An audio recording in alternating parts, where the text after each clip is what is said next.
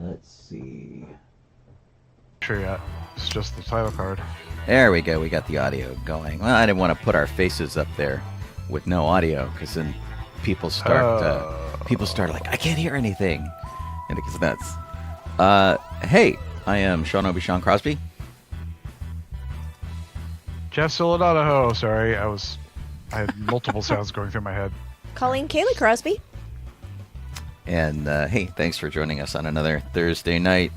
Tonight we have part 2 of our interview with Maegen Hensley about the currently ongoing Propstore auction, which has been really kind of interesting. You know, all sorts of stuff going on.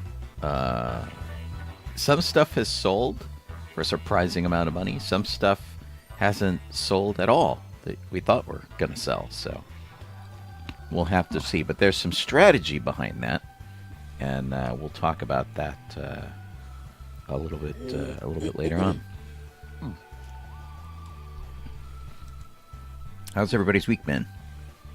You know, there.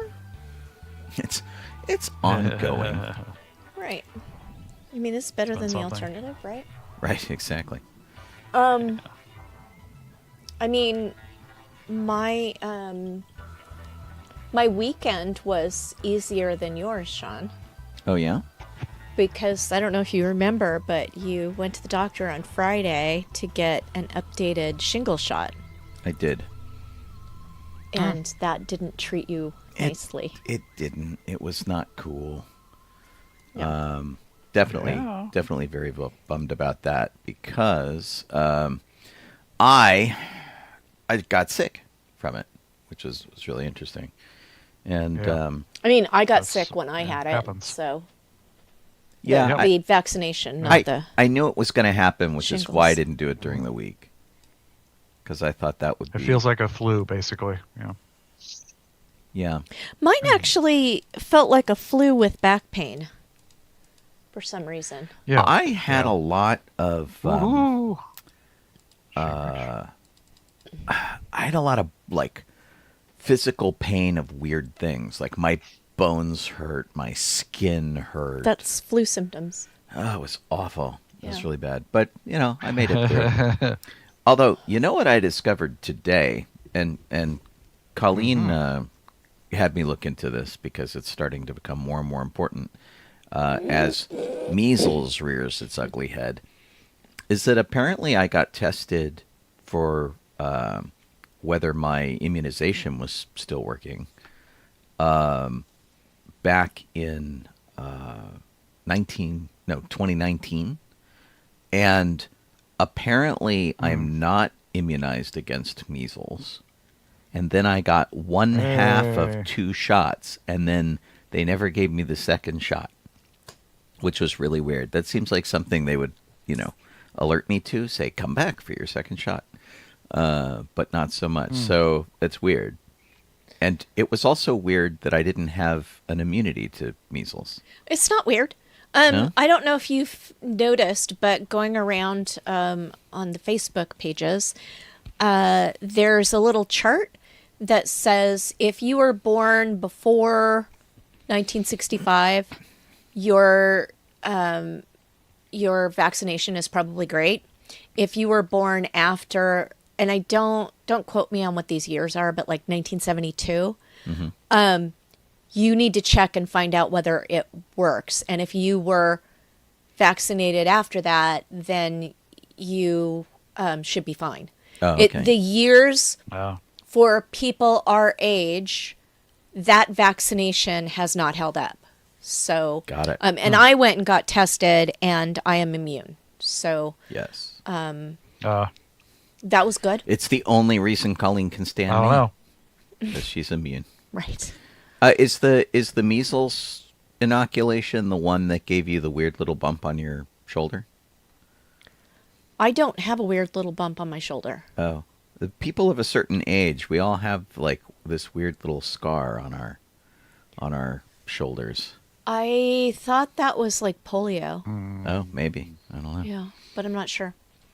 Pretty funny stuff. Yeah, pro-vaccination over here. It sucks that Sean was down for the weekend, but better than the alternative.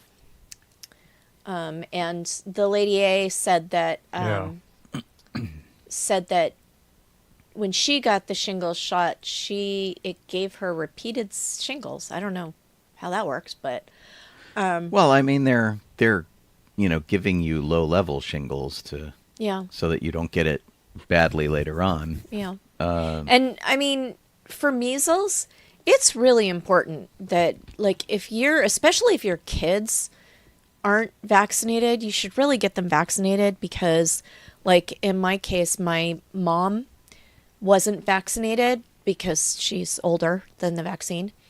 And she's deaf because of it. She got measles and lost her hearing. Oh. So. Jeez.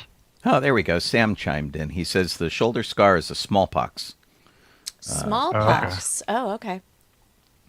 Yeah, I guess I got like a different version of that. I don't have that scar. Well, not everybody got it, but a lot of us did have it. And Yeah. it was like, if you were a kid and you wore tank tops and stuff, you could see everybody's little dot. So, Yeah. and, if you didn't have a lot of scars, that was an important one to make sure you're like, oh, I got my, over. Man, I had scars from when I tripped over my dog and skinned my knees. I still have those scars. I have scars everywhere. I have them under my beard that you can't see.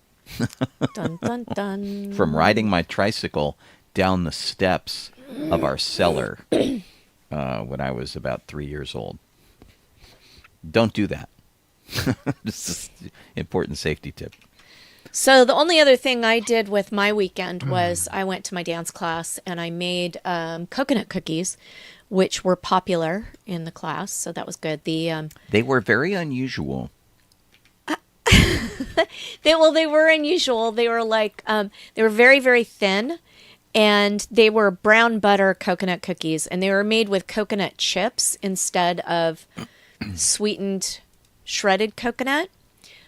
So they weren't similar to a macaroon at all.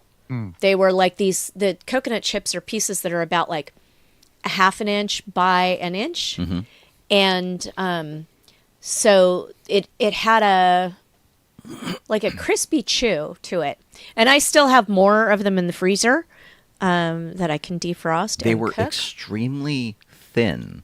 And so Very you thin. had this kind of like lace vibe off of them. Yeah. Where you could like kind of see a little through them, and they had little holes and stuff, and they were great. Don't get me wrong. I don't mean to sound like I didn't like them. I did very much. But they were like delicate, and Colleen usually makes like, I made cookies, and they're like big and heavy and like, Cookie Monster knows They're not here. that big. The ones I make, I usually, like, the recipe wants me to do a cookie that ends up being, like, really big, like the Mrs. Fields size. But I usually cut it down by about a third and make, a cookie the size that you can eat one or two. And you don't have to eat, like, the equivalent of 6. Right. All in one. Okay. The Man. recipe for my cookies, the coconut brown butter cookies, is from Smitten Kitchen, and I have put the recipe in the chat for Twitch and for Facebook if anybody wants it. Great. Cool. Let's see. Vicky has popped in. Matthew is here now, he says. Yep. That's great. And yeah, it was good stuff. Do we say hi to Dawn and Frequent Falcon Flyer? And we talked about the Lady A. And Did. we talked to Sam. I got into the chat just a little bit late. And there's Alan missing and people. Lori. And I think we got everybody. Sweet. Yay. Awesome. So, Let's see. Jeff, what'd you do on the weekend?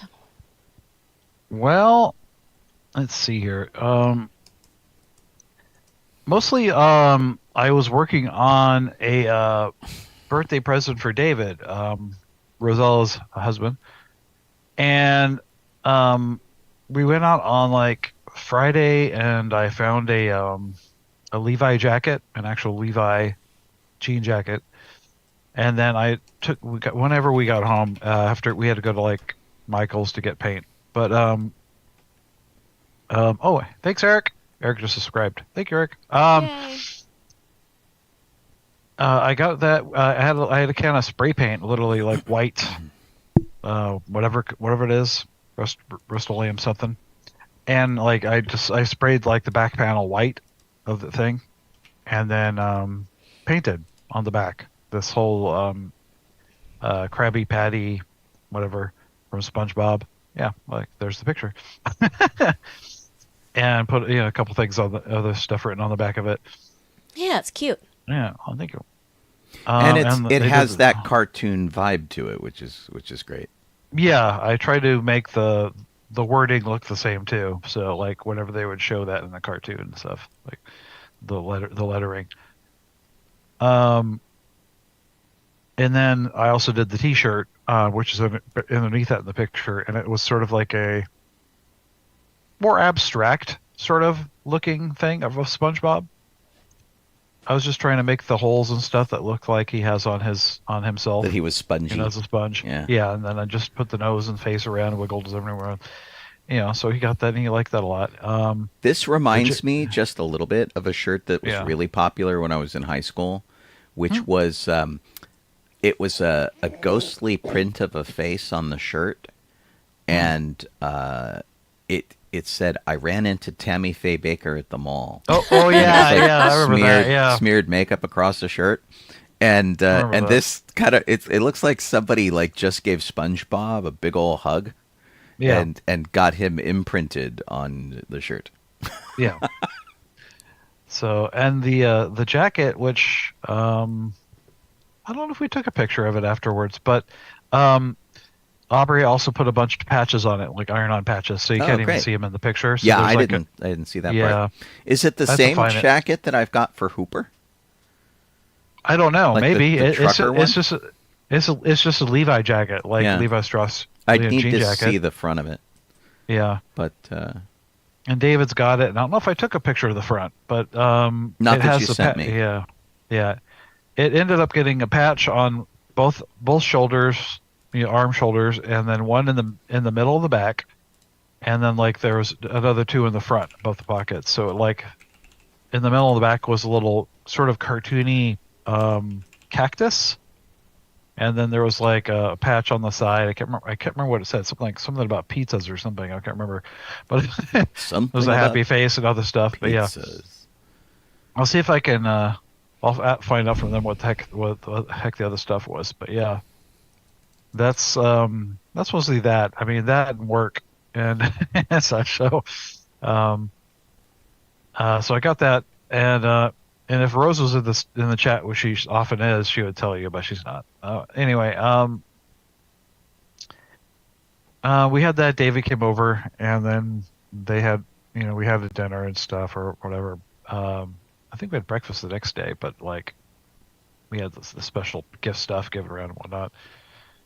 The other thing was our backyard was basically was becoming all weeds again from the rain and everything. We had like destroyed all the plants back there. It was all dirt, and then from the rain and whatever else, it was full of weeds. So that was what I was doing today. Was literally, we don't have a lawnmower right now, so I was walking around with a weed whacker for about an hour or so. That sounds fun. Entire yard. Wow. Yeah, I went through like 4 batteries on that sucker, but so the whole thing, and like I was in sandals, so my legs were green, my feet were green, the sandals are covered in grass and whatever. Plant life, what a mess. Yeah, it's probably more tough than I can't think of it right now. Well, so Sean and I went to the Propstore preview on Tuesday. And I don't know if we want to save discussion of that for when we're going to. Yeah, we'll talk about it at the top of the hour when we do Megan's interview. I've got all sorts of pictures of that, which was fun. But just to sort of clarify, we went and visited their offices a couple of weeks ago, and then we went to their preview of the auction at the Peterson Auto Museum, and that's where they also conduct the live auction. And so it's a lot of people we knew there, and they had the best stuff that they were selling was brought there. And if you wanted to go bid on stuff, you could go sit there and be in the bidding audience, or you could do your bidding online. But not the night we were there. Not the night we were there. That was just to check it out. Oh, okay. It was to wet everybody's whistle and get people excited about. There was a bar, and there were snacky food, and it was nice. We'll have to get you to one of these, Jeff. I think you would enjoy it, definitely. My profile picture on Facebook is of me standing next to a full-size Slimer. That's what that is. They were selling a full-size Slimer a couple auctions ago. And it was pretty cool. We've got lots of pictures and stuff to talk about. But it was a fun night and pretty low-key. Just like showed up and did the thing. And it was, as far as these go, it was a lot more relaxed, it seems, than some of the previous ones. So I particularly enjoyed that. People were kind of chill, and it was good. Yeah. Sometimes they're like a little tense. So, but my gosh, cool. Yeah. And then yesterday, Sean went to Disneyland, and I went out to dinner at a new restaurant with a friend. And you liked your restaurant? Yeah, it was a vegan restaurant because my friend's a vegetarian, and that was super easy. It didn't, we both have food allergies, and because it was vegan, it didn't have any of the stuff from all of my allergies and half of hers. And they had little marks on the menus that said what recipes had nuts in it. So it was super easy to order, which is rare. It was called Planta Cochina. And the first thing we ordered a whole bunch of small dishes to share. And the first thing we ordered were these tacos that when they arrived, we were talking, so we didn't really pay that close attention once we realized we could order with impunity. And Gotcha. We got these tacos and we're eating them. We're like, are these like deep fried cauliflower that we're eating? I don't know what it is, but it's really good. And it turned out to be deep fried mushrooms. And I don't know why we couldn't identify that they were mushrooms, but I think it was because they were like oyster mushrooms, which are a really mild flavor. And then, we had vegetarian nachos, which I was a little nervous about because I'm like, vegetarian cheese can be weird. But instead of doing vegetarian cheese, which doesn't melt very well, they did a crema sauce that had a cheesy flavor. Everything was very good. And then for dessert, we had a ridiculous piece of cake that was an olive oil cake sitting in a pool of custard with lemon curd on top, and then these scoops of coconut. It was like coconut cream that just tasted like really rich, but not too sweet frosting. And so it was really good, and I ate way too much. Yeah. And they are a chain. They have several locations. Okay. Did it have the weird programming on the TV nearby? Or is that totally different? I think this was a nicer level restaurant than that. So a lot of vegan restaurants will play this like holistic network of television shows, this channel, and it's like, give thanks to the supreme being as we ingest our plant friends. Yeah. It's utterly this was bizarre. Not a cult. This was Just so weird. Addressing the fact that we're in LA, and in fact the restaurant's in Marina Del Rey, so very, very the need for a vegan restaurant in Marina Del Rey is pretty high, I think. Yeah, it was nice, and I think that almost anybody could go there and find something tasty to eat, as long as they didn't freak out that it was vegan. I mean, Yeah. it was delicious. Everything was really good, and so Jeff, maybe when you come up here, you should give it a try. I will have to say that their beverages were ridiculously high priced. Oh, dang. The cocktails were like in the $15 range, and the Cocktail. virgin cocktails were $14. Oh, that's nuts. So yeah, we decided to splurge and go ahead, and I had a virgin mule, basically. So it was like a lime mint drink. And it was nice. Yeah. It was a little bit too sweet because we didn't order it until we were halfway through eating. It would have been better if we had gotten it at the beginning. But since I normally just drink still water when I'm eating food, I said still water. And then Amy, I think, felt compelled to match me with that. And I'm like, you had a hard day, have a drink. It's not a thing. And then I said, I'll have a drink if you have a drink. And so that's what we did. But mine was a little bit too sweet to eat with the cake.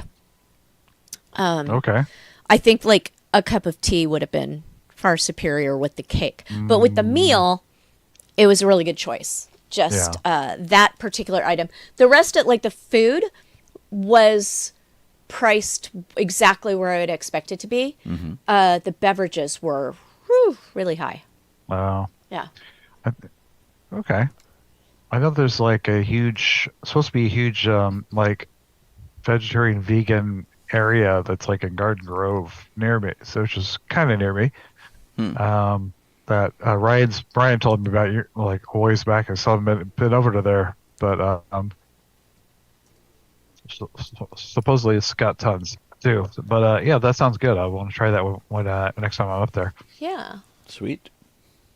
I'll send you the link, Jeff, and I also put the link in the two chats that I have open. Okay. I went to Disneyland yesterday. Yep. Got there a little on the late side, but not too bad. Jeff picked up a shift, and he came in, which was cool. So I got to see Jeff before he went to work. And then right when I left you, Jeff, I was walking towards Galaxy's Edge, and Trevor stopped me. And Trevor is friends with Darth Vader right now over at Disneyland. Yeah. And actually, so what he said, he does a lot of photo ops and stuff by the Carousel of Progress building. And they had changed it at one point to Star Wars Launch Bay, which they have since closed. But apparently he's doing his photo ops back inside the launch bay in the room. Inside. Which is kind of cool. Interesting. For a while, they just sort of had him that they've outside. Yeah, I've seen a few folks going in and out backstage. So yeah, they must have something set up inside again for like temporary sake at least. Yeah, unless they're getting something ready for the course. What do they call it? Season of the Force. Something of the Force, whatever. Yeah. Yeah, it's the season of the Force. I work there, and I don't know. Well, it hasn't started yet. It starts like in a week, I think. Gotcha. So. Yeah. We do have. There's a lot of things that happen there that I don't know about. We do have the Season of the Force food and goodies thing in our document. Great. So I know we talked a little bit about it because we did whatchamacallit. We talked about the Death Star popcorn bucket and that sort of thing, and sorry. Kind of cool. Headache. All right, so are we ready to talk Star Wars history? Yeah, I think so. Woo! Go for it, Jeff.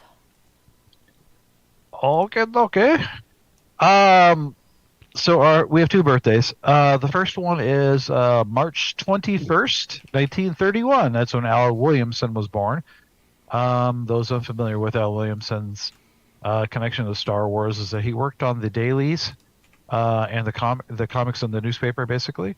And he actually worked on some of the actual, I think, like the adaptations or whatever for Marvel too. He worked on some of that. Well, and I'll show you some of that here too, because we talk about Al Williamson a lot as maybe one of the better artists that have done things for Star Wars. So he's got all sorts of really just in general, terrific art, and his likenesses are almost always really good. And I'm a bit of a art snob. I like my characters to look like characters. So it's but like, let's see if I can find some good and ones. I imagine he was the inker as well, but it does. I don't know for sure, but I mean, since it's so consistent, I think it must be him. But I don't know. But like, it's the artwork he does is just he did was just amazing. Like, just so well done. He also used to somebody else doing inking for this for sure. Yeah, he used to do like Flash Gordon and stuff, and he's really just a very old school guy, and and so this seems to be the opening of episode 4, where they capture Leia, and 3PO and R2 are getting into the escape pod. Run away, right? There's no life forms aboard. Exactly. But all of his artwork. I mean, not just Star Wars. It's just it's so looks so good. I mean, I just love how it's very, very classic, as you said. Just very, but not like a simple classic. It's not like Archie, or something like that. Right. So here's here's one of his sort of Flash Gordon takes from back in the day, and rocket ships and lots of heroes and stuff, and it's fun. I love looking at these auction pages, which is where I'm at right now. I'm at Heritage Auctions, and they have all of these great pages up for sale, the original pages. Oh wow! So you can see the actual original art. Nice. Which is pretty terrific. And I love how he gets he does all the shading he works on and everything, like as if it was going to always be black and white or something, but it's just so well done. And I think a lot of the early stuff it really was black and white. Here's especially the dailies. Here's his take on Jabba the Hutt, and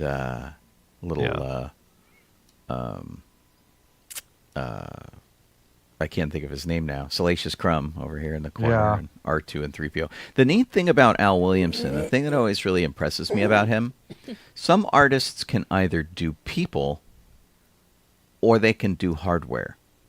Yeah. And Al can do both. Yes. He can do hardware and people. Yeah. And it's amazing. He's super not talented. a lot. Yeah. Not a lot of them can.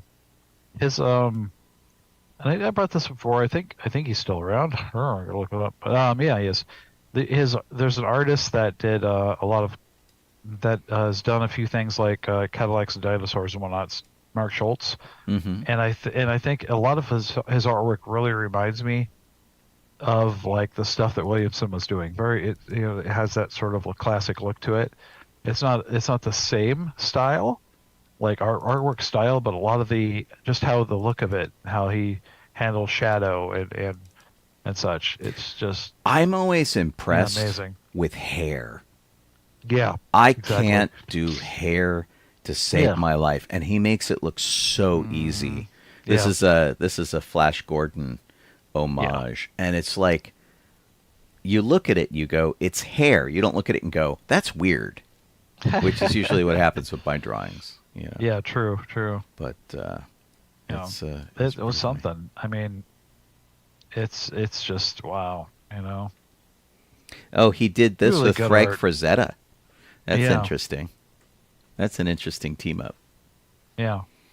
Anyway, he's definitely one of our favorites. And do a search for him, and you'll come up with all sorts of art, especially these auctions, which have so much original art from him up for sale. And even if you don't, that's nice.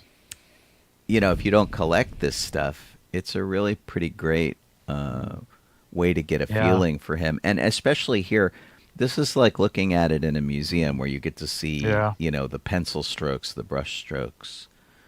And some of this stuff is just like his original pencil sketches. Yeah. I'd even say like Dave Stevens his art was a lot like this too. Yes. Very classic. Yeah. I'm a big fan of comic book realism. So yeah. Sweet. So that's it for Al. The next one on the list is March 27th, 1943. That's when Grant McCune was born. Model make for ILM. So just basically anything Star Wars, and then Star Trek and Life Force and a whole lot of other stuff. Even Rambo, which is kind of odd, but yeah, I guess so. Well, anything that requires models. Grant especially, he worked with ILM for a really long time, and then he went solo. And eventually, actually, he bought the building or took over the building that was Industrial Light and Magic in Van Nuys. John Dykstra had been there. He moved out, and Grant took it over. And it was Grant McCune for a while until he passed away. Okay. And that same building, every May 4th or around May 4th, they do a screening of Star Wars at the building, the company that is there now. And the company that's there now makes architectural address numbers. So like the big numbers and letters that are on buildings, they make those. But what they do is they set up everything in their building to show you where ILM was when they made Star Wars. And they bring models in, and they're like, this was the screening room, this was the model room, this was the developing room, all that kind of stuff. Yeah. So yeah, it was amazing. And Grant took it over. John Dykstra was there for a while. They did Spaceballs, and they did a lot of commercials and stuff there. And super, super talented guy. And it was really kind of a bummer when he passed away. I know. Just about. Guess we don't have any more pictures of him. I mean, that's good. Like, it's got a beard. What do you want? Yeah, right. He looks like the rest of us, right? The next bit of is not birthdays, just the regular Star Wars history, and we got 3 of those. March 23rd, 1976. That's when when they were shooting in Tunisia for A New Hope, and they got hit with their first winter rainstorm in 50 years. Of course. Wow. Never a dull moment. Yeah. And I guess, I can't remember his name. He was like one of the first assistant directors or something, saying like the rain was going horizontal. I have been in that rain, man. Yeah. We just took a break and come back the next day. March 24th, 1976, so the next day. Alec and his wife arrived and to start shooting his scenes for Obi-Wan. Oh, that's cool. That's cute. Our last bit of news, which I think is kind of cool. March 27th, 1985, Billy Dee Williams got a star on the Walk of Fame. Well deserved. Yeah. Well deserved. Exactly. Yeah. Go Billy Dee. Yeah. Theme parks. Avengers Assemble stunt show at California Adventure is going to end on April 5th. Yep. So you have a week to go there if that is important to you. I've never seen the Avengers Assemble stunt show, I don't think. So. I think it's just a fight underneath the Quinjet. It's like they're up on the building and they like sort of fight. It's not like the Spider-Man thing where you're like, holy cow. I didn't even realize that was an actual show. Yeah, I just thought it was a thing they did. It's every so many minutes. They're just up there on that second floor. And I think, I'm not sure I think lately it's been Black Widow and something. But yeah. She's been part of it for a long time. So it's just basically anybody from the MCU that's on the second floor. Right. And they throw a few punches and do whatever. But I imagine they have to close it if they're going to put these new rides in. Yeah. Yeah, exactly. So So we don't want to talk about Season of the Force because we already talked about it. Is that what I understand? well, I mean, don't think, we did can we talk about the foods? We didn't talk about the food and stuff, so Okay. we can talk about that now. That's fine. I wasn't sure if I just didn't remember.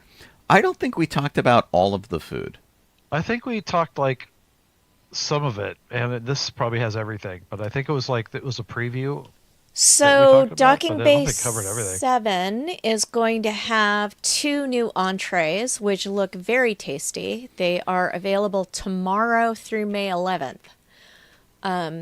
They stop on your birthday? Yeah, rude, huh? That's rude. They have dewback chili noodles, which are spiced fettuccine noodles and gingered ground pork with Brussels sprout leaves and shredded red cabbage. And they have fried chicken bows, 2 crispy chicken bows, sweet chili sauce, scallion salad, and cucumber coins. I'm going to have a rough time. I'm only going to be at Disneyland once before, during the Season of the Force, and I'm going to have a rough time deciding which one of these I want because they both look good to me. Well, I mean, we're probably going to have to get one of each and share, just so that we can taste them. Right, yeah. And then the milk stand we'll be bringing back the Toydaria swirl. Cool. Which is the one that we like, I think. Yeah, I liked that one. It was chili good. lime seasoning and mango popping spheres in the green milk. Yeah, it was definitely a good mix. And then this is a confusing one. remember that Oga's one. Cantina has Oga's Obsession, which says it's Minute Maid lemonade, so it's a drink, right? Uh-huh. Oh no, it's not. It's the thing on the left with the boba pearls in a it's like in a petri dish. Is it Jello? Kinda, sorta. Oh. I've only had it once, and it was here for a long time, and then it went away. Well, it is lemonade, wild strawberry flavor, yogurt-filled popping spheres, and strawberry and grape candy pebbles with a bursting dried fruit mixture. Yeah, that was confusing because it looks like it's that, but Yeah. when they say lemonade, you're like, it's a drink. It's not really. It's in this petri dish. It is a really weird presentation. It is very alien, A little which bit, is yeah. what they want. But And then they've got the Netra Gal Ale, which is white wampa ale with apple cider and cherry puree. okay, And the Grinning Loath Cat, which is guava juice, coconut milk, lime juice, and pure cane syrup topped with basil crystals. It's non-alcoholic, and you can also get it in the Loath Cat souvenir mug. And then they are also having a High Republic Patron Silver Tequila with triple sec lime juice and pure cane and habanero lime syrup topped with red wine. Sounds revolting. Colleen's out. I'm out. Yeah. Yeah. And then over at Ronto Roasters, which I feel like Ronto Roasters doesn't usually have any special foods. Nah, I don't think not they do. really, yeah. They have a fried falumpa set cheese skewer with crispy potato and mustard cheese dripping sauce. Okay, dipping that sauce, not kind of dripping sounds sauce. good. It does kind of sound good. So there's a third item on the, Oh, wow. what do we do? I will get that, yeah. And then they've got two non-alcoholic drinks, a Keshian spiced milk tea, which is milk tea, horchata jelly, and caramel sugar crisp. I would try this one. Yeah, Sparrow too, man. And they have the cold brew black calf, which normally they have at Docking Bay 7. 7. Yeah. But they've got over at, what you call it? Ronto Roasters. Ronto Roasters. So I'm gonna jump in here for a second. So on my last trip to Disneyland, day. Yesterday. It was yesterday. Gosh. Okay. So So yesterday.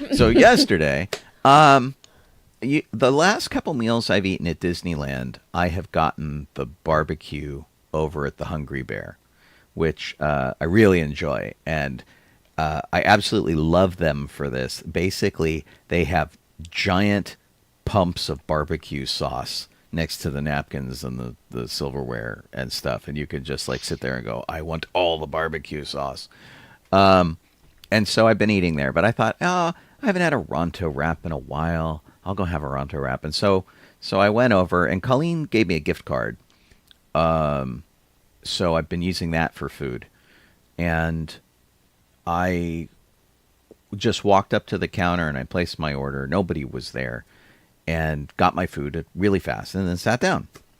And it's the first time in like, what has it been, like 6 years of Galaxy's Edge that I've had a bad Ronto wrap. Uh-oh. I think it was like they made it and it sat there for a while. It was soggy. I say if that happens again, you should take it back and say you want your money back. I should have, because I was gross. so disappointed about it. I really should have taken it back and said, hey guys, this is old.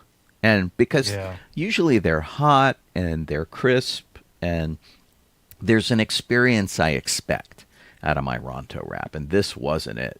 Really made me sad. Why? So, but I like this. I like this cheese skewer. That looks pretty good. It looks like a fun once in a while kind of a treat. Oh yeah, well it doesn't look like a meal. Yeah, Looks it's good, just though. that I'll it try looks like really bad for you. Yeah, I'm sure. Well, fried cheese, I'm sure. Yeah. Yeah, totally gonna try that.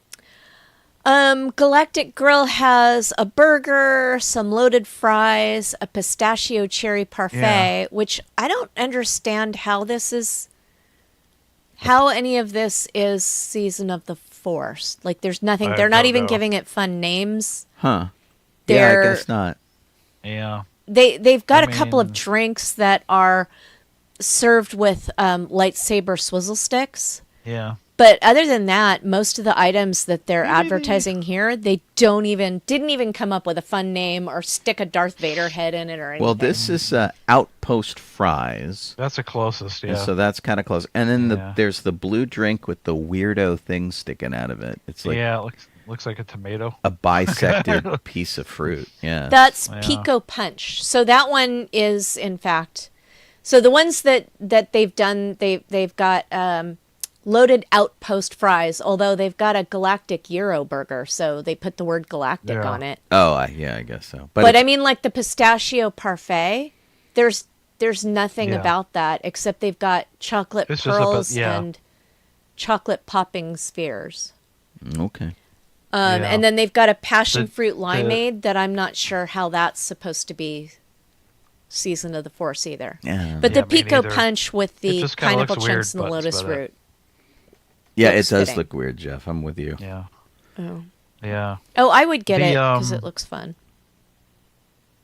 The Euro burger kind of, I can't understand that. Is it meaning you get that and you get both a beef patty and a vegetable You get patty? either.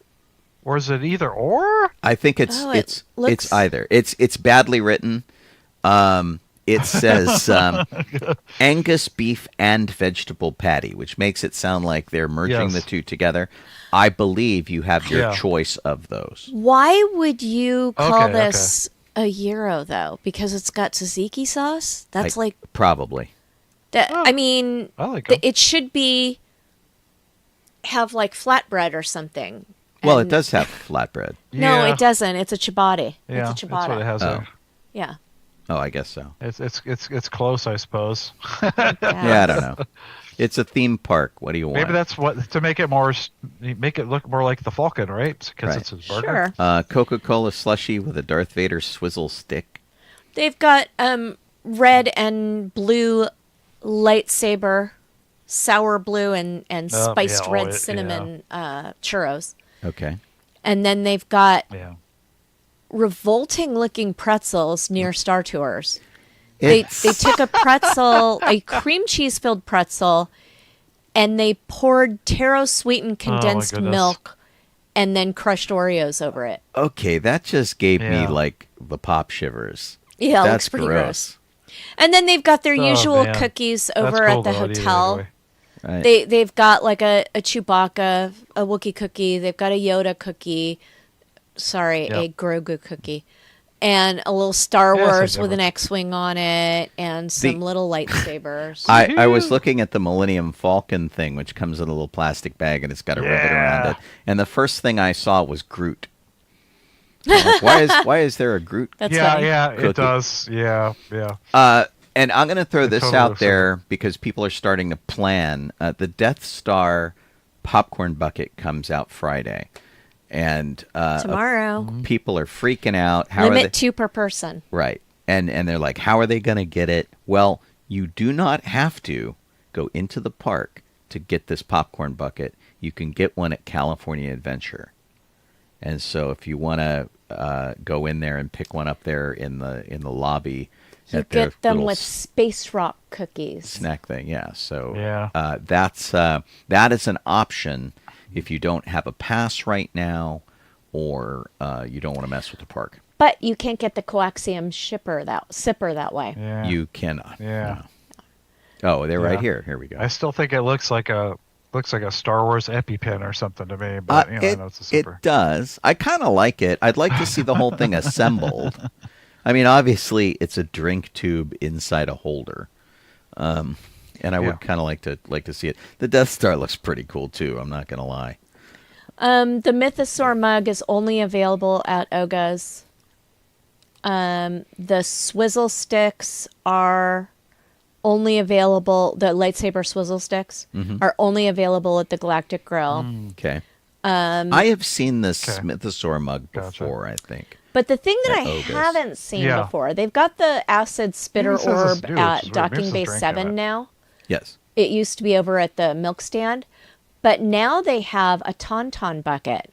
The Tauntaun is new. That's like way new. Yeah, they've got a Tauntaun bucket, but Yeah. it's not available until April 8th. So don't go tomorrow expecting to get this and the Death Star. And Yeah, this they've got a sipper used to Jawa be- sipper. This sipper used to be at Ronto Roasters only. I think. I think we have one of these. Yeah, the acid orb Yeah, sipper. yeah. But the Tauntaun bucket, The Tauntaun bucket's pretty epic, and I absolutely adore this Jawa thing. the Jawa is super It cute. is so cool. And the Jawa Yes. is it's not available until May 4th. So it's only going to be available for like a week. wow. And that is going to be Yeah. available at the Galactic Grill, the Disneyland Hotel's Coffee House, and the Grand Californian Cart, as well as the Craftsman Grill. Interesting. Interesting, yeah. And then the salvaged Clone Trooper bucket is available in a bunch of places. Which, if you had the, they did one of these as a Stormtrooper helmet at one point, Yeah. and so now they're just going to work their way through all the Yeah. helmets. Yeah. They're like, hey, that sold well. Let's just keep making that now. And then they Shield have Trooper items frames. that are only available if you go to Star Wars Night, and they have items that are only available to children. Not only available, they're telling you which of these items are good for children. What they recommend. Gotcha. Got it. I see. Which is, it's weird what they've chosen. Yeah, I don't know. This Wookiee cookie with the bandolier chocolate across the top is funky. Yeah, it is kind of weird. It looks like somebody dropped their macaron. It's a Wookiee whoopie pie, Oh, and it is available at Alien Pizza Planet during Star Wars Night. And then a Wookiee pie sounds like something that comes out of a Wookiee. yeah. Terrible, terrible stuff. Funny. Well, right on. That's interesting. Have they renamed the vegetarian Ronto roaster? Because they're saying head over to the Ronto roasters for the plant-based Loomis wrap. I've never heard of a Loomis wrap before. I haven't either. And Hungry Bear Okay. has blue raspberry lemonade and pork belly sandwich. Pork Oh. belly sandwich at the Hungry Pork Bear. belly. Yeah. That's funny. Well, I mean, 'cause it it's is a right next barbecue to it, place. Yeah. Right, but it's on the outskirts of Galaxy's Edge. It's technically not part of Yeah. It's Galaxy's Edge. Yeah. yeah, but this is for Star Wars Night. Yeah, it's it's the whole close. park. Oh, it's part of Star Wars Night. I see. Yeah. Okay. All right. Yeah. And that's it. Interesting. Right on. Quickie. Food. Yay. Let's see. Magic Mountain has a new sign. We saw the new sign. Sean and I drove by the new sign last Wednesday. But we Okay. didn't see it lit up. That's true. We didn't. because we went out Yeah. and came back all in daylight hours. So it's very pretty. I don't know whether Sean's looking for it to I show found you a a link. picture or whether I'm moving on. Oh, did you find a link? I found a link to a Reddit post about it or whatever, so you can look at that. And it should pull Right. up. And Kit had posted, unless in it was the- Jeff who posted the picture in the chat. Yeah. Okay. So I'm going to move on while you look for it because Yeah. it makes for boring radio. Yeah, sorry. My put it- chat yeah. has gone away for some reason. Oh, that's The fun. stupid Oh, dear. messenger doesn't like to stay open. Legoland is dropping throw it in $90 here. million for 2 new indoor roller coasters. Wow. And what do they say about those? They say close the ad and then we'll let you look at the article. They said that the 2 new roller coasters. These new coasters are unparalleled for Legoland resorts, promising to elevate 2 of our premier Legoland resorts to new heights. So that doesn't mean that Legoland here is getting 2 new roller coasters. Oh, okay. There are 2 Legoland Florida is having the same roller coaster. So it's the same roller coaster being built Yeah. at 2 different parks. Got it. Yeah, it's like, something about matching and. Yeah, they're going to match. They're going to be No, that's matching that's roller okay, the same or one, somewhere. but one in California and one in Yeah. Florida. Right. Did you find Gotcha, your picture, gotcha. Sean? Or are we... I did. Oh. I did, yeah, but I wanted to mention something to Jeff. While we were at the auction preview, one of the guys who was there was from the Lego Builders group, Lagola. And we were talking about how Legoland, not only do they not do Star Wars weekend anymore, they don't do any weekends Yeah. like that at all anymore for anything. So, like, Yeah. the Lego guys have nowhere to display all their cool stuff. They used to show it at Legoland and stuff like Yeah. that. So that was really a bummer. So I know that was we commiserated over that for a while, and he also said to say hey. So, Oh, okay. Nice. because he's came over and he's like, okay, so I remember you from Legoland, and I'm like, I'm glad you said it because I would not have pegged you for that. Yeah, I did find the new sign. The one on the left is the old one, and the one on the right is the new one. And so Yeah. they went from being Six Flags California back to being Magic Mountain. They appear to be Six Flags Magic Mountain now. Which Thank goodness. is fine with me. I mean, that's what I grew up with, was Magic Mountain. It was its Yeah, own thing. yeah. It wasn't a Six Flags park. Well, but previously it said Six Flags California Magic Mountain Hurricane Harbor, Yes. and now it says Six Flags Magic Mountain Hurricane Harbor. Yes, but So the only missing part is California. yeah, but the main part of the sign, Yeah. which is absolutely huge, now says Magic Mountain. Right. And like you have to hunt for the Six Flags part of it. That is Yeah. now less important to them. Yes. Whereas the other sign was all about being Six Flags. But nobody really cares about Yeah. Six Flags around here. So Yeah. Okay. Ooh, lost it. Buzz Lightyear's Space Ranger spin at Disney World's Magic Kingdom has a new show Yeah. scene, updated ride vehicles, and gameplay enhancement. You will now be greeted by an all-new character. It's a friendly robot named Buddy. Yeah. No relation to Herbie. No. from Fantastic Four. Yeah. Yeah, Buddy totally makes looks like sure Herbie. that departing space rangers are fully prepared for their mission, enthusiastically providing encouragement, final system checks on their star cruisers, and a chance to hone their blaster aim. So you get a little practice before it starts. Yeah. And then the vehicles now come equipped with video monitors that provide real-time scoring updates and other exciting features. Each ride vehicle will now include handheld blasters. Don't they have those now? Mm-hmm. They do. And they're perfect no. for younger riders. Yeah. And then the enhanced blasters now include an always-on laser, and they come in 2 different colors per Star Cruiser, so you know which one you're working on or something. Yeah.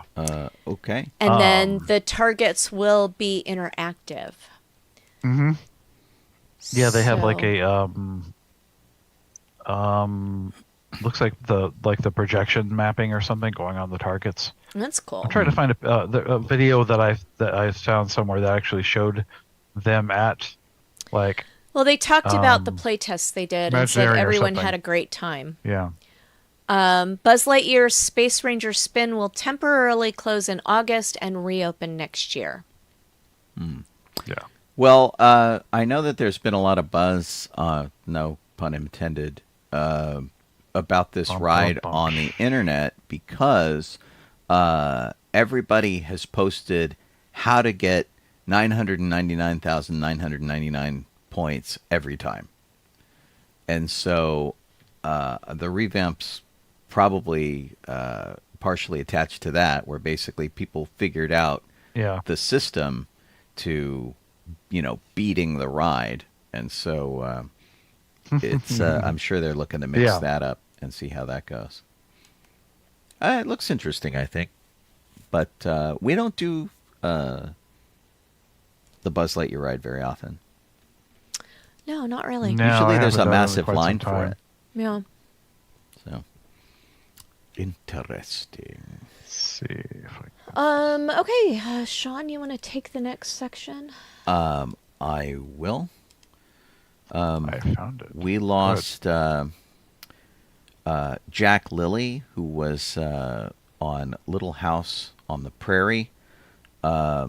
Melissa Gilbert came out and kind of gave a little eulogy to him.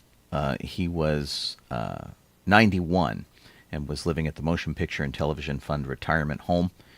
He passed away. He was a stagecoach driver and a bunch of other things on Little House on the Prairie. And as they bumped into each other over the course of their careers, he still called her Half Pint. And he was apparently just like a really, really super great guy. So he had a pretty long career, and sad to hear of his passing. If you've ever used a George Foreman grill, George has passed away. Yeah. Of course, he was a I boxer. had one.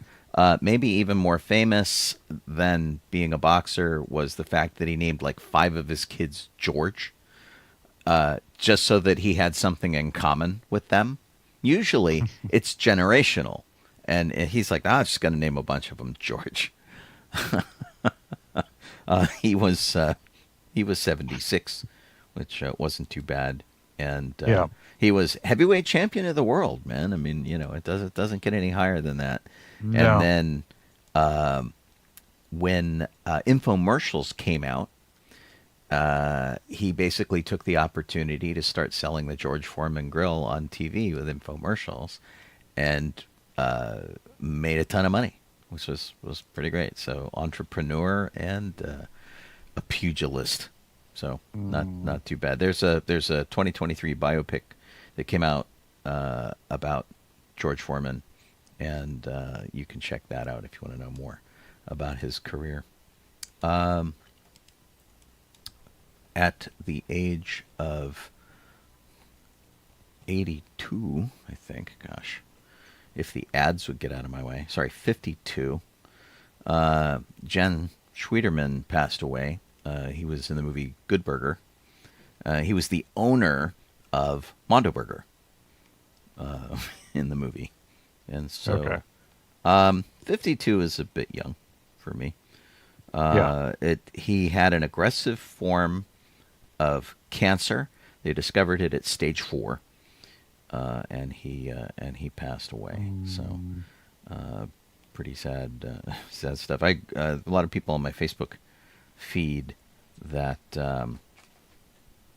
really like that movie, and whatnot. And he also did other stuff. McKenna where with Jennifer Love Hewitt, he did ER, Felicity, and a bunch of other stuff. So, and then L.J. Smith, the age of 66. She's probably best known for writing the Vampire Diaries series of books. And of course, it became a popular television show, and she was living in Walnut Creek, California, when she passed away. So she said she had other series for young adults, Night World, Dark Visions, and The Secret Circle. So if you're a fan of her writings, our condolences. Top of the hour here.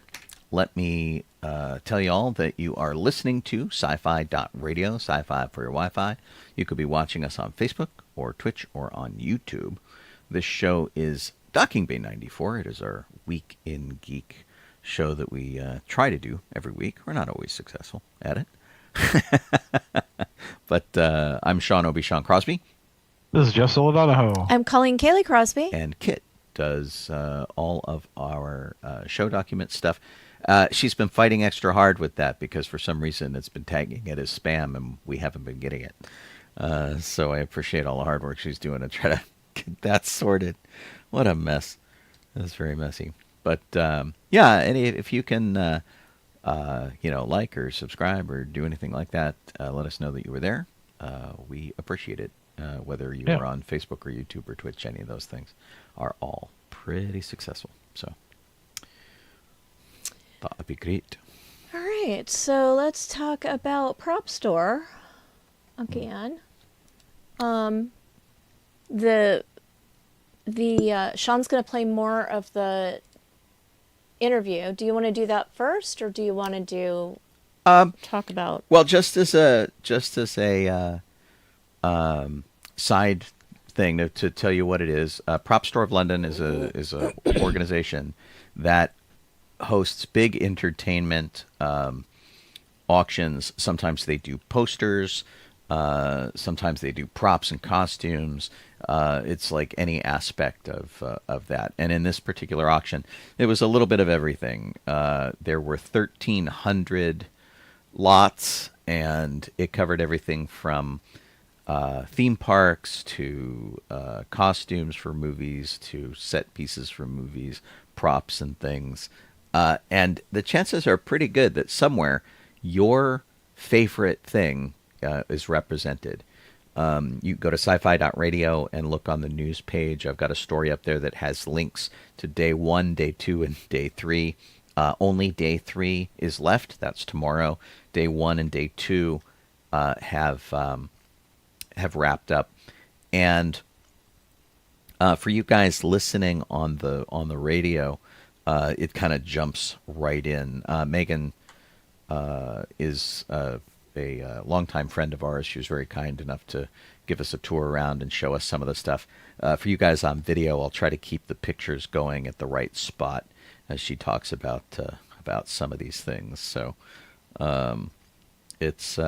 we were very grateful to get the tour. It was fun to go to the reception, which we'll talk a little more about. And then we'll take a look at some of the items and what sold and what didn't, because there were some surprises, both in things that did sell and things that didn't sell.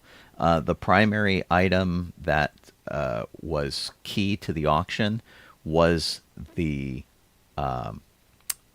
Rebel medal that Luke Skywalker was awarded at the end of the first Star Wars film. And basically the prop guy just took it home with him and decided that he wanted to put it up for auction at an estimated take of $300,000. So anyway, we'll talk about that kind of stuff as we wrap up here. And let me get, let's see. I need to make sure I get the right one to play for you guys. Yeah, so this is a really nice. All right, and I'm also going to pump up the volume here, so let me take care of that. This is Maegen Hensley from Propstore, and Colleen and I being total dorks. This is a really nice piece, and of course I didn't bring it out because I'm sorry it's getting packed for the Peterson, but we do have that ghost trap Oh, nice. from the first movie. I want to say it's from the first movie, actually. I think it is. I think Yeah. it was the hero one that was used by just about everybody in Yeah, the first it was. movie. It's the one that's mechanical, so they step on this and this opens up. That's not actually how it works. They step on it, and somebody with a remote control Pushes right the here button. pushes the button. But the fun thing is we, as we check these things in, we get to play with them, and we're like, ooh, what does Nice. this do? What would you? Oh my gosh, what does this do? How And the light fun. comes on. So at some point, one of my colleagues opened it up, and then he turned on the light, and then he closed it up. I'm like, the light's still on. He's like, there's a ghost in it. You're supposed to keep the light on. So That's awesome. He even knew what Wow. each little thing meant. Yeah, and this is the type of research we do. We're like, okay, how does it work and why does it work? That's what I love about my team. So yeah, we get to play with these all the time, and just to make sure they work. And that you have the radio that controls it is amazing too, because this was such a standard special effects radio Yeah. that was used for pretty much every production. They got repurposed all the time. Oh, really? And the fact that they still kept it programmed for the ghost trap and they kept it as a set, Right. that's kind of amazing because, they would very frequently go, we need a radio, grab that one, and they'd switch crystals out and they'd do whatever they needed to do to get it to work with their other. Well, whoever kept thing. this one for however long, they were very smart to keep this all together because it's a beautiful piece anyway. It's super heavy. It rolls right like it's supposed to roll on the floor, but there's just nothing except for that magic, right? That when that magic of that thing opening up, when the lights come on, when the light blinks, that is just the moment that you're in that movie. So that's why I love this piece. I wish I could have shown it to you in person, but That's there's some- amazing. there's I'll some have lovely to pictures. I'll have to see it at the reception. Yeah, exactly. In the case. And we but definitely will do some showing off in the reception, I'm sure. Do you want to go see the cream of the crop? yeah, that would be terrific. Okay, well, actually, before we do that, let me just do this last thing. I hope it's charged, but this is actually one of the great examples of how practical they're getting into. There's a lot of CGI going around, and it's having a little bit of a backlash, right? So they're coming back to the practical, and you see that in a lot of modern TV, like The Mandalorian does have a lot of CGI, but they have also got the practical ones. And this is, if you feel the weight of this, you can see I'm more. She's armed, she's Let's go. dangerous. Ready? Yeah, that's why I'm backing off. All right, ready? Wow. Yeah. Nice. I wanna... Kicks back. Yeah, give me this does have a weight to it. Yeah. I wonder how much of this is built around the actual base gun. Because usually these things are like resin and rubber. And Yeah. No, that's that's metal kind of- parts. Kind of crazy. Okay, lift it up so that your shoulder's supporting it. There you go. Like a. Ah. That does have a kick. Awesome. I think I just took out Egon Spengler. Now he really is a ghost. I don't think I really need to tell you about this piece. Not so much, but I you can. I can. This is the bowcaster, and I think we did talk about this before, how it appeared in all three films. It was one of those things that we found the piece, got it matched. We applied a few little bit of restoration on it so that it appears as it was in the films. And then it just turned out so well. And the pieces that still survived are in great condition. You can see the bowcaster string. You can see the base of it, the telescope, everything. It's going for $250,000. I think guaranteed it's going to go for more, and that's just, a jumping off point because it's one of a kind. Once this is in hands, you're not going to see this again unless they decide to sell it again, right? Or it's a museum buys it, which is maybe likely, who knows? And then the same thing for that medal. The only other one, of course, is worn by Han, so this is Luke's, and you can see, I know if you're trying to take a peek on how it's constructed, I've had people inquire, where are the screws that you mentioned? They're in there, you just can't see them. It's like, that's what's holding the webbing onto the metal piece. These are just really, really unique offerings, and they're older and they're from the most popular movies, so of course they're going to do really well. And we're excited to be able to offer them a new home. And the Tron items? So the Tron items, yeah, those are from Tron. Jeff Bridges is on the left there, and of course Tron himself wore the one on the right. I'm glad that you mentioned it because I really do love talking about this one. These are just the standard spandex jumpsuits. They've screen printed the electronics on it, and then what they did is they did what they call a new computer aged overlay, which was sort of the birth of CGI. They had a technique where they did this, and you can see it in it. It lights up and everything, and they're following the actor. It got so expensive that they couldn't replicate it for the next movie, so they gave up on that. But that was the first CGI in any of these films, true CGI. A lot of it's like animation over these things. This was computer.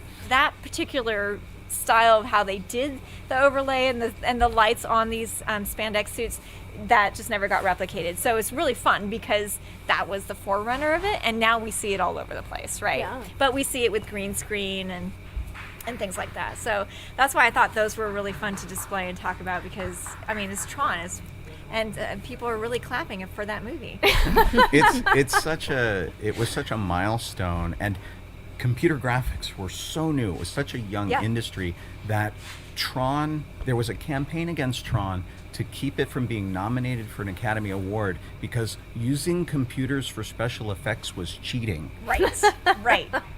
And look at what we're doing now. Right. So It's absolutely insane. What's really funny is I'm looking at Flynn's suit over here, and I'm pretty sure that I know where his left arm is. I think it's in a comic shop in Florida. Oh my I think I've gosh, seen what? it there. I Oh was my doing a gosh. Lucasfilm event for Clone Wars out in Miami. I would love And that so information. it's I'll see if I can find out. Well, I just want to point out that it is on a very small mannequin. We apologize, Jeff Bridges. That was just He is the a one. larger. Well, you can see the belt doesn't quite fit the mannequin, so Right. we're going to make it look a little more sprucey at Peterson. But yeah, that was one of the mannequins that we put it on, and then we're like, oh, this is too small. You also run the risk too of with spandex and with silk screening on spandex. You don't want to overstretch We it. don't, You don't want and that's to cause specifically, undue yeah. stress to it. Yeah, that was So- our first thought, and then of course we put the belt on, and we're like, no, this really could have stood a little bit more wear and tear. I mean, the fact that they've survived this long and in such good condition, it was really, really cool to be able to feature these and show them off. So, I love how 80s those boots are. oh my gosh, It's I just know. like, it's just so crazy. Yeah, we've got another pair over here. Superman, evil yeah. Superman's wearing the 80s boots as well. It's all over the place, although I think this was a little earlier. He started the fashion trend, and then it went on to Tron. Right. They're like, we can't fly, but we'll have his boots. There's a big complaint that's made about the recent Superman movies about how dark they are and desaturated they are, and yet we are looking at exactly a dark, desaturated evil Superman here. Exactly. The whole color palette's been dialed down like 3 notches. Oh, yeah, I know, exactly. If you see we put away the flying Superman. There's a model, we have a model, he's about this big, and the spandex, I mean, it's the exact same fabric, just this is purple and that's blue, and this is maroon and that's bright red. So it's really fun how they did that. But yeah, this is one of our best surviving pieces, and this is actually going, I think that's one's $100,000. I'll have to check on that one. Well, and all of these, of course, are just sort of starting recommendations. A Oh, lot yeah. of times they go for considerably more than that. Yeah. Because in someone's heart, that's the thing they identify with, and part of their childhood and all of that kind of thing. And I love that about this kind of stuff. I used to be kind of on the fence about auctions and things like that. Oh, and yeah. then as time has gone on and seeing the restoration efforts that happen, Yep. and that people like private citizens can now get the thing that they love into their collection and things, that's Yeah. changed a lot. Whereas a long time ago, it was a lot of companies who were buying them, and this still happens, but a lot of companies were buying them as part of their portfolio assets. Right, exactly. And that's a little less interesting because if they just lock them away somewhere, that's not as good. But they also are touring a lot of their collections too, and they're loaning them out, and they're getting seen. Thank goodness. Yeah, and that's the thing that is really saving it for me, is that because this needs to be appreciated by people. That's why we're here, and that's why we have a business, because we want to make sure that these things are preserved, and the best preservation is somebody who adores the item because they love the movie. And that's really 90% of our collectors. Some of them, collect for investment, and then we'll see it in 5 years or we'll see it in 10 years, right? And that's great too, but to know that these will go to a good home, that's what gives us happiness. That's awesome. I need to get Gonzo. You need to get Gonzo? Let me see if I can turn him on. Hold on. You don't hear that sentence very often. I hope you didn't record that. Oh my gosh, that's adorable. That's awesome. So Gonzo, His eyes are all lit up. they have several versions of Gonzo throughout this movie from Muppets from Space, because of course he's got to have the clean version, the dirty version. This is the lightning bolt version. He gets struck by lightning. He looks like he's been struck by lightning. He does. That's exactly He why. smells like he's been struck He by lightning. does. He does. You don't want to get too close. And he was actually a little rough in shape when the owner first got him, and he applied some sympathetic restoration on him too. So he has been restored, as you were saying. It's such a nice moment when we can actually have that ability and be able to restore something before it goes to a new home. Because a lot of these can then just end up in the landfill, and we never want that. Yeah. So, yep, that's And our that concept. happens too much with sets and props and things. Is a lot of people are like, who's going to want this? Although I'm glad that's changed over the years too, where people are like, well, let's just hang on this for a while and see what happens. Yeah. And then you get the people who think that a crew gift is worth $500,000, and you have to break it to them. Right. It was a crew gift, Right. and They made there about are 1,000 there of are those belt 1,000 of buckles. those. Yeah. Yeah. I mean, it's nice, and you should keep it. But anything else you want to take a look at? And we do have Dumbledore's wand here. Oh, And you I look don't like know looks. how much of a Is Harry that? Potter- I thought maybe that was the engine from. this is Elf. This is Elf. It is Elf. It is Oh. Elf. This Oh, is okay. our Elf shelf. Oh, and it's got that. See? Oh, that's great. We have the card that goes with it that says for someone special. Actually, I think the tag says for someone special. So, and then we have the card that he gives his dad with the picture of his dad and his mom in it. One of our consigners had a collection that Wow. they had kept, and they were like, "Yep, we're ready to let this be seen and be sold." And Trouble? no What's worries. that? Blade Runner. That is Blade Runner. That's the original That's a Blade license Runner. plate. Yep. Yeah. You would recognize this, right? Mhm. The Rebel Trooper? Yes. Rebel Trooper I gun? have many Nerf versions of that Yeah, gun. sure you do. I don't know if you guys know anything about the Scream series. This is from Scream 5. It is actually not worn by one of the killers, though. This is the mask that is worn by the person in the Scream version called Stab in the film. It's like- in it's the film movie they did, within the movie? Yes, the movie within the Oh. movie. So That's really we cool. have this. Yeah, I thought that was fun. So this is the Stab Scream mask. That'd be fun to have an entire collection of just movie within movie props. I know. That'd be a really Gotta be a interesting few of focus, those. wouldn't it? Yeah. Yeah. Have to see what that is. very Yeah, cool. so Evil Dead it was his collection. He worked on the Evil Dead series. Book of the Dead was, his creation. For those horror fans, this is just a dream come true. We have a huge amount of his stuff. And one of those That's things great. that gets Yeah. duplicated and duplicated Oh, and yeah. duplicated by all the fans who Yeah. they've hand sculpted them and made copies and Like resin the molds. Indiana and, Jones diary. Right, thing, exactly. So, That's incredible. all right. Really neat stuff in this. Yeah, I'm sorry. In Half of this it's one. put away. This is the Goosebumps mask. So if you in the Oh. very first episode of Goosebumps, they put on the mask, and it's the mask you can't take off.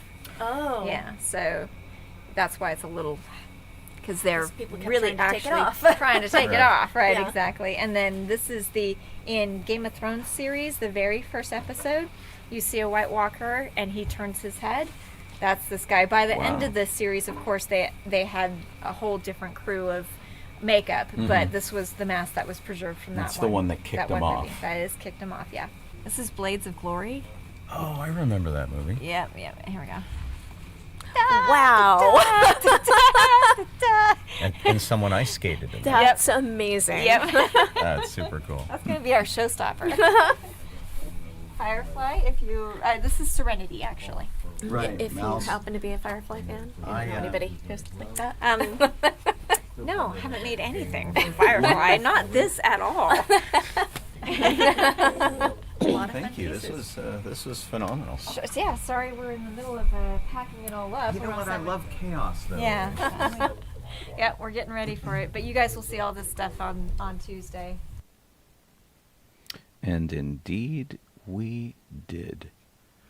Holy cow. Yeah. It was a fun event, the preview. I was grateful. Sean was pushing for us to get there early, and I was grateful for that because we got to take a look around at the items with hardly anybody else in the room. And then by the time we were getting to, because Sean knows everyone and stops to talk to everyone for a really long time. Sorry about that. By the time we got to the end of the room, by the time he got to the end of the room, I had looked at everything already. It was super crowded, and I was starting to get uncomfortable with how crowded it was. So I was happy that we got that opportunity to see it without fighting the crowds for it. It is the benefit to getting there just a little bit early. And let me close all of these other windows I've got going on here. And I'll get to some of the ones that are the actual presentation that they really did. They really were packing up. They were very cool about letting us jump in and check this stuff out. And it started, there's always a step and repeat thing that they do. And the step and repeat always has some kind of unusual stuff there. And so, like, remember the David Lynch Dune movie? Yeah. This is from that, which was like, it's just such a weird looking ship. Yeah. It was great. There was a Stan Winston display model of the Terminator that was there. And you could stand next to these and take your picture with them because they were on the step and repeater. There was a director's chair, I think, you could sit in if you wanted to, look like a director. Yeah. And then when you walk in, they've got everything kind of grouped all together. So the Egon Spengler suit and gizmo that we talked about last week was there. They had a Stay Puft model head. The Slimer stand-in head was there. And then the thing up top was from Nightmare on Elm Street 3. It was this evil Freddy television attack thing. Yeah. And, they've got signs down below everything. Because, of course, they want you to bid on this. And so, they've got descriptions down here of everything. And so... a lot of this stuff has some pretty good provenance coming from people who worked on these films, and they threw them and saved them. The guy with the Tron costumes apparently found them in a box and didn't know he had them, and he was cleaning his garage, and he went, "What are these?" Which was kind of nuts. And nice. Getting the opportunity to see these things in person is really pretty cool. This was the hero ghost trap she was talking about in the interview. And the thing that's really interesting is we just recently got Hasbro ghost traps. They released what they called the 2 in the box, which had a PKE meter and a ghost trap. And everything is self-contained electronically. But in this case, because it was 1984 and the technology just wasn't that great, they had to have a remote control to operate it offset, so that it would open and close the doors, it would turn the lights on. So there was a foot pedal, but the foot pedal didn't do jack. And they'd stomp on the foot pedal, and then somebody off to the side would go, click, the remote control, and make it work. And this Futaba remote control was used for everything. They drove DeLoreans with it. They drove R2-D2 with it. It's kind of cool that they still have this and that it is still set up to work with the ghost trap. Nice. Because they got repurposed for everything. Oh, yeah. But there's a lot of duplicate pictures in here. Remember. This is the evil Superman suit. They had an Iron Man model. It was about a half-scale Iron Man suit. Huh. Weird. But yeah, it was strange. This was the flying rig, the Superman flying rig she was talking about, which is about a half scale Superman that had things to make the cape flap. That's what those red bars are in the back, and they would just sort of like fly 'em around the stage and shoot their special effects stuff. And you can see the difference. We were talking about the color palette. See how bright these colors are for the Superman suit. Yeah. Whereas the one back here is muted. Like the yellow is almost a brown, and he's more of a purple color and less of a blue. And this was like the evil Superman and I don't know, Superman 3 or something. Whenever they had the evil Superman, I don't remember. Yeah. That was the third one. Yeah. So not such a great likeness of Christopher Reeve, but None of that one. No, he's flying. We weren't going to see him. That's all right. They had costumes from Grease. The T-Birds jacket was the one from Grease Lightning that we talked about last week. Sandy's dress is on the left. The jacket back there is from The Graduate.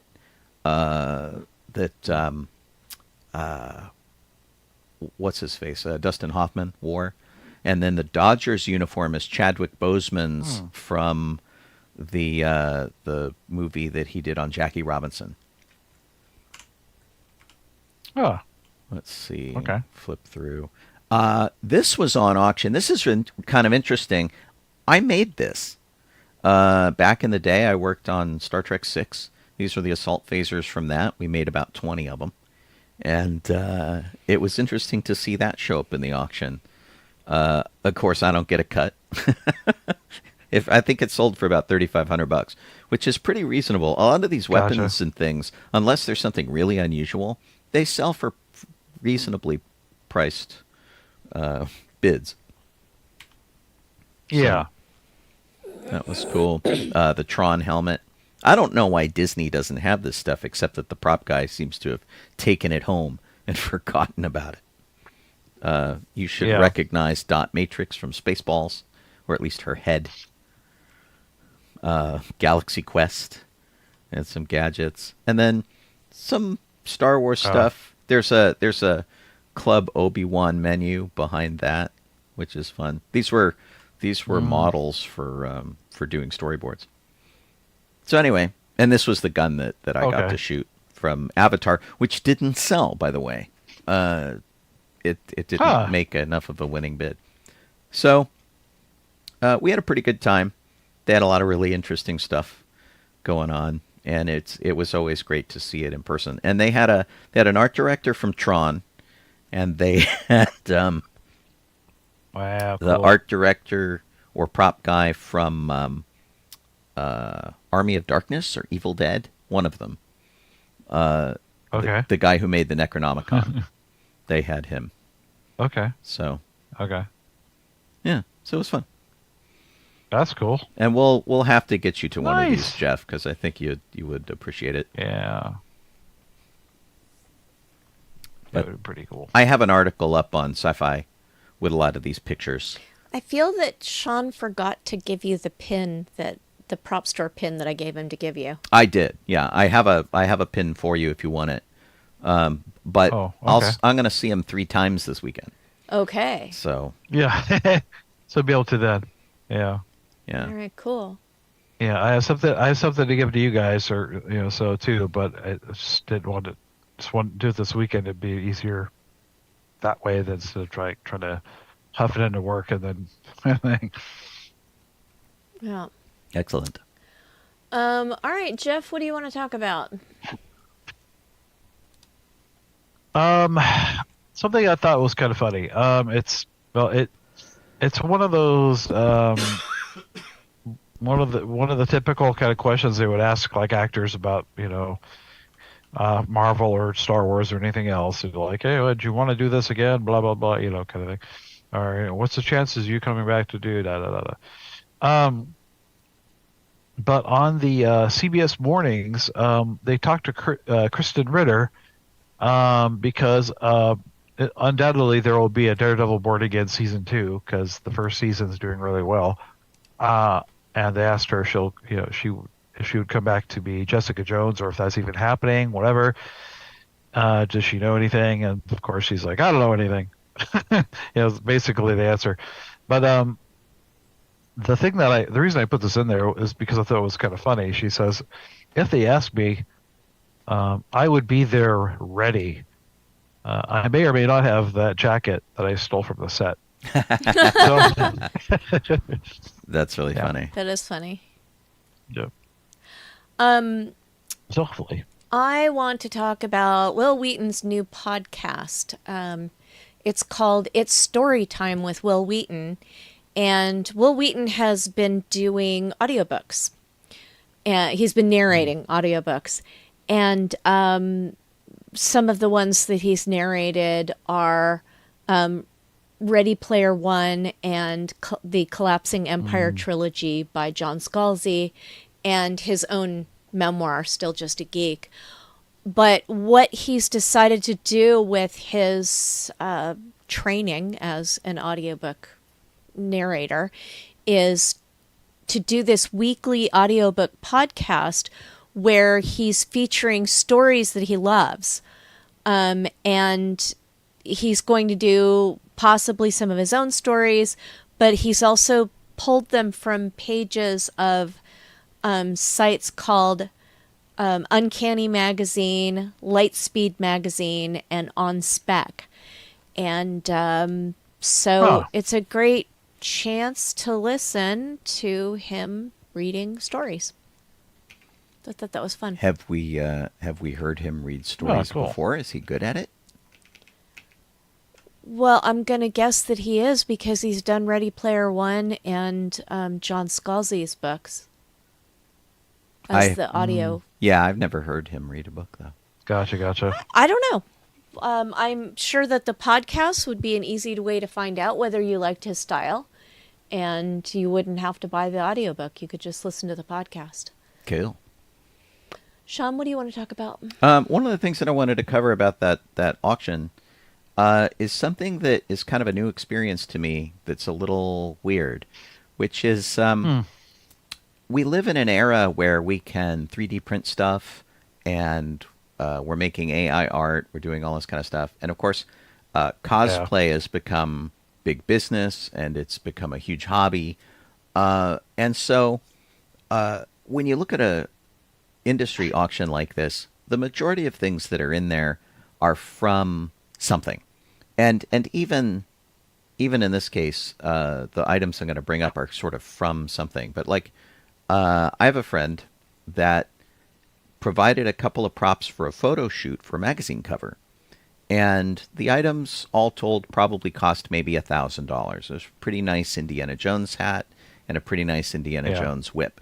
And they were used in a photo shoot with Harrison Ford. He did not wear them. He's not shown holding them. They're just hanging over a chair in the backdrop. Gotcha. Each of these items, these two items, sold for $40,000 a piece, which is kind of mind-boggling to me because, like, it's just they were a foot and a half from Harrison Ford, and I guess that's enough to sort of like garner this kind of money because this was a photo cover that was done on Entertainment Weekly on behalf of the Dial of Destiny, the last Indiana Jones movie, and so he wasn't dressed up; he was just sitting there, and it kind of makes you wonder, like, what is your criteria for something to go, this is worth an awful lot of money to me? Yeah. Like, if one of the previous auctions I was at had Indiana Jones's jacket, right? And it had one of his hats. And he wore them in the movie. They can frame match them. You can do whatever. That, to me, seems more like a $40,000 purchase, right? Yeah. If you want the one that, Harrison Ford sweat in, Vic Armstrong was the guest at that event, and Vic Armstrong had worn the jacket also as a stuntman. It had some provenance to it. There's somebody else who's one of our 501st members who was an extra in Obi-Wan, and he put his armor up there, and Yep. sold it for $18,000. Jeez Louise. And it's like, it's kind of crazy because it's just a regular 501st Legion suit of armor that he wore as an extra on the set. So technically it's used in the show, but it's also just the Obi-Wan TV series that's only a couple of years old. So wait, Yeah. can we sell our armor because it was in the AFI. the AFI thing? Right. Probably nobody I know, remembers the man. AFI thing. I don't know. I mean, we would have to look. Yeah, this armor was near William Shatner and Carrie Fisher. Yeah. Well, Goldbergs and Right, exactly. It was in the Yeah, Goldbergs breaking in. yep. It's been a bunch of stuff. So yeah, it's a little bit weird to me because like fan replica stuff, like a friend of mine shot a behind the scenes thing for RoboCop, and Yeah. I sent my RoboCop pistol with him. And he took it to Peter Weller. Peter Weller kind of played with it and stuff. I don't know if it ever turned up on camera. But it's not a thing I would consider going, hey, we did special features for this DVD with this gun, so I'm now going to sell it as a screen-used something. It's just... Yeah. So my mind is a little bit blown from this. And everybody's got their own criteria. I mean, hey... If you can get somebody to buy a $500 item from you for $40,000, do it. There's a lot of stuff I would part with for $40,000. I think you should sell that bottle of water, though, that Harrison drank out of. That That's what you should Harrison Ford sell. drank out of. It's over here somewhere on my shelf. It's got Harrison Ford's DNA from the Jules Verne Adventure Film Festival. Yeah, that'd be pretty funny. I'll sell it as a clone your own Harrison Ford kit. Yeah, see? But anyway, it was kind of strange. And the other thing I wanted to bring up real quick was that metal, this metal that they were selling. This is my little replica of it. Did not sell for $300,000. It made it up It made it up to $290,000, and then people stopped bidding. Oh, and boy. what will probably happen is they were like testing the waters to see how far they could push it up to where it was going to hit the reserve and then stop. But all of these items get a second chance offer. And so anybody who wants to, like you, could contact them and say, hey, I would consider buying this for $250,000. Put me in contact with the seller. And so, it's really, really kind of interesting. If I had that, I wouldn't be buying that. Jeff? Yeah. So, a favorite actress of ours, Linda Cardellini, has been cast in a prequel series for Friday the 13th. It's called Crystal Lake. I believe it's going to Peacock eventually whenever they make the thing and put it all out together. But she's been cast as Pamela Voorhees. Jason's mom. Yeah, this is weird to me.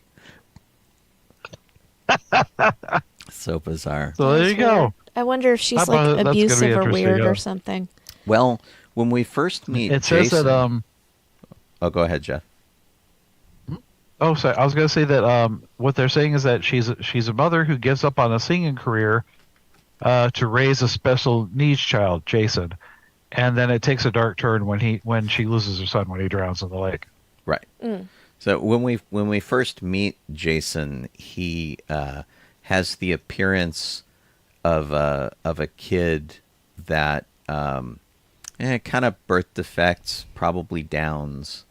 They could go in a number of directions with it because we didn't see much of him to start, but there was obviously, some issues going on there. But having her as a villain is kind of a different look for her, so it'll be kind of interesting. I wonder if it will be fun or weird. She plays someone who's kind of a villain in this TV show where there are two women who are friends, and one of their husbands is murdered by like running him over with a car, and it turns out that one of them did it. Oh, really? And she was kind of like broken in that. Okay. She was the person who like was hiding a bunch of stuff. So Got it. Okay. I have seen her Yeah. playing somewhat evil. Well, I can't remember the name of the show. I'm sorry. that's okay. It could Yeah. be interesting. We'll have to see. I remember Yeah. seeing Vera Farmiga in some stuff where she was just like a generally nice person. Kit says it's called Dead to Me. Dead to me. Okay. Yeah. And Okay. and then she did Bates Motel. Oh yeah, a And couple she other was things. she yeah, was Norma Bates in Bates Motel, Norman's mom, and then of course we saw her later in Hawkeye, where she was Kate's mom. yeah. in Yes. Hawkeye. Yeah. And by that time I was like, oh, she's evil. Yeah. We just know Yeah. that. We just know she's evil right now. That was Like- confusing because Linda Cardellini is in Hawkeye as well. And I thought you meant her Yeah. as Kate's mom, and I'm like, no. And then I'm like, wait a minute, no, you just said No. the name Yeah. of a different Yeah, actress. Vera Farmiga. Yeah. Yeah, Yeah. that's funny. Yeah, but was Vera any of the Scooby Doo movies? That's what you got to wonder about. I know. don't think so. So I'll see. There we go. Did you guys hear about this crazy 5.5-hour MCU movie announcement? For Yeah. the upcoming Doomsday movie, they like did a Facebook 5.5-hour thing where they lined up all of the chairs with the actors' names on the back, and then they panned across it, but they took 5.5 hours doing it. And luckily, Kit sent us the 90-second version. Right, the Oh, abbreviated. good. So Yeah. I watched that one, and then I just sort of scrolled through the 5.5-hour one. And as Kit pointed out, I wouldn't have been able to find this if she hadn't said it, because I'm not listening to not watching a 5.5-hour thing. Right. Oh yeah, totally. In the 5.5-hour version, there is a little bit of humor when you get to Paul Rudd's director's chair. But there are 27 actors who are announced, and a lot of the review sites are saying, well, we already knew or could have guessed most of these, so they were poo-pooing it. But whatever, it's MCU. Yeah. They do their thing. That's pretty funny. I didn't see the Paul Rudd chair. I see that someone's sitting in Robert Downey Jr.'s chair. Well, are you looking at the 90-second one? Or Yes, the 90-second one. Okay, it's not in the 90-second one. Oh, okay. It's only in the... And 'Cause what it is, Kit just do you guys posted. mind if I do a spoiler No. on this? Okay. Is that everybody's chair is normal size, and Paul Rudd's chair is little. Oh, it's tiny, like Ant-Man sized? It's, that would have made more sense. It's like little kid size. Oh. So I was like, okay, whatever. It's funny. It But, is weird that doesn't show up in the other one, because you think you would be able to see it in the line of chairs. Yeah. I mean, you could... I don't know if 90 seconds, you could just play it if you wanted to. There's no, like, changes in music or anything. Yeah. But we could say the names of the actors as the chair pans if you want to do Well, that. Sean. and actually, what's really funny is, I'll show it, because it has. I saw Paul Rudd's chair. It looked like normal size. On the 90-second or the 5-minute? The 90-second one. It's not small on the 90-second Oh, one. I've I told you see. that like twice. I thought you just couldn't see it. No, that's it's all. not Okay. like that. It's only the 5-minute version. Okay. Or 5-hour version. So Chris Hemsworth, Vanessa Kirby, Anthony Mackie, Sebastian Stan, Letitia Wright, Paul Rudd, Wyatt Russell. Oh, interesting. Yeah. Tenoch Huerta, Yep. Mara, Eben Moss Backrack, Simu Liu, Florence Pugh, Kelsey Grammer, Lewis Pullman, Danny Ramirez, Joseph Quinn, David Harbour, Okay. Winston Duke, Hannah John Kamen, Okay. Tom Hiddleston, Patrick Stewart, Ian McKellen, Alan Cumming, Rebecca Romaine, James Marsden, Channing Tatum. This is a lot of people. Pedro Pascal, Yep. Robert Downey Jr. All right. Yep. Because he's in the chair. And Robert Downey Jr. was sitting in the chair making a shh face. So Avengers Doomsday, now in production. Yeah. That's interesting. Yes. It's a lot of people, though. And are they, like, ignoring TV? Because I'm wondering how otherwise occupied Loki is There. at this point in time. Yeah, he's in it. Yeah, I saw Loki- his name. That's why I bring it up. Is because if you saw the television series, although the Time Variance Authority, Yeah, he'd be kind of busy. he could be a variant. He could be Right. They could also do a flashback. right. So I mean, Yeah. interesting. it is interesting. Excuse me. I'm looking at the character names, and they're bringing Namor back. We just saw Namor. Right. Somebody was Yeah. complaining about that because apparently he's on somebody's list. Yeah. Yeah, he He's done bad things. did. Yeah, not so good. Yeah, he's not. no. Okay. So he's Yeah. hanging with Kang. Yeah. It sounds yeah. like a bad podcast. It's bad 70s. I'm Hanging with Kang. excited for Yeah. Eben Moss-Backrack, Yeah. who's going to be playing Yeah, the me Thing, too. because he was in The Bear, and The Thing. so I'm excited to Yeah. see him some more. Well, and he's playing He's good. the Thing. thing in The Thing. in Fantastic Four, right? Right. Yeah. But he's also playing Yes. it here. Yeah. So. Well, that's Yeah. cool. Wyatt Russell. You were confused about Wyatt Russell plays U.S. agent, Yes. so he's sort of like the Is- counter thing to Captain America. Yeah, Is that he was- he's the guy that was in the Captain America Bucky Barnes thing where he was like Yeah. he Yes. was one of the Captain Americas, except he was bad. He was the jerky one. Yeah. Yeah. I knew exactly Yeah, who he yeah. was, and that's why I said, "Oh, interesting," because I don't. Yeah. He was a jerk. Yeah. Yeah. But yeah, because I think it takes place after the upcoming Thunderbolts.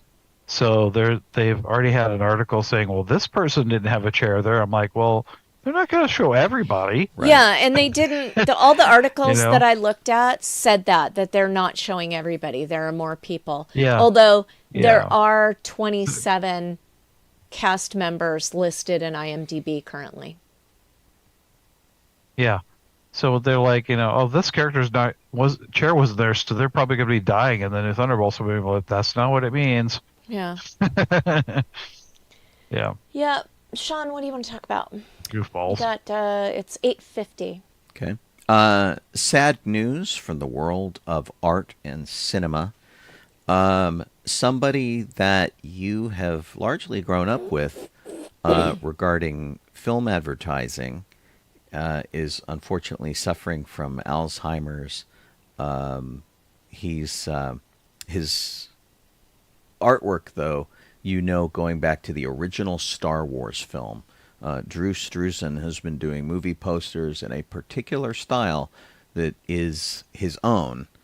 And you can look at it and you can tell what it is, like right off the bat. And it's everything from, Star Wars posters to the recent documentary Music by John Williams. I think he did some Muppet movies, all the Indiana Jones films. He did book covers. It's just amazingly talented. And he kind of pioneered the heads on a poster look, where it's like, it's Indiana Jones, and then it's Marion, and then it's Sala, and then it's everybody else, and various layers of importance. But yeah, there's this. You've enjoyed his work, whether you knew his name or not. He used to sign everything just simply Drew. But anyway, he's sick. Unfortunately, his wife made a Facebook post, and Dylan said that he was diagnosed several years ago with Alzheimer's disease, and he is now sort of reaching that terminus point as he's starting to sort of fight the disease full bore. It's definitely sad news. His art has been absolutely incredible, and he's one of those people, along with like Jim Henson and things like that, that you don't want to contemplate a world without. And so that was sad, a sad announcement. That was sad.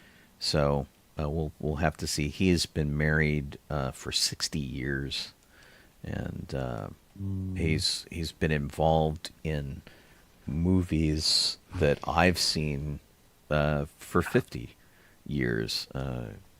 I don't know of anything he did before Star Wars, and in fact, he may not even have much. But yeah, it's a sad news, and a super, super talented guy. Yeah.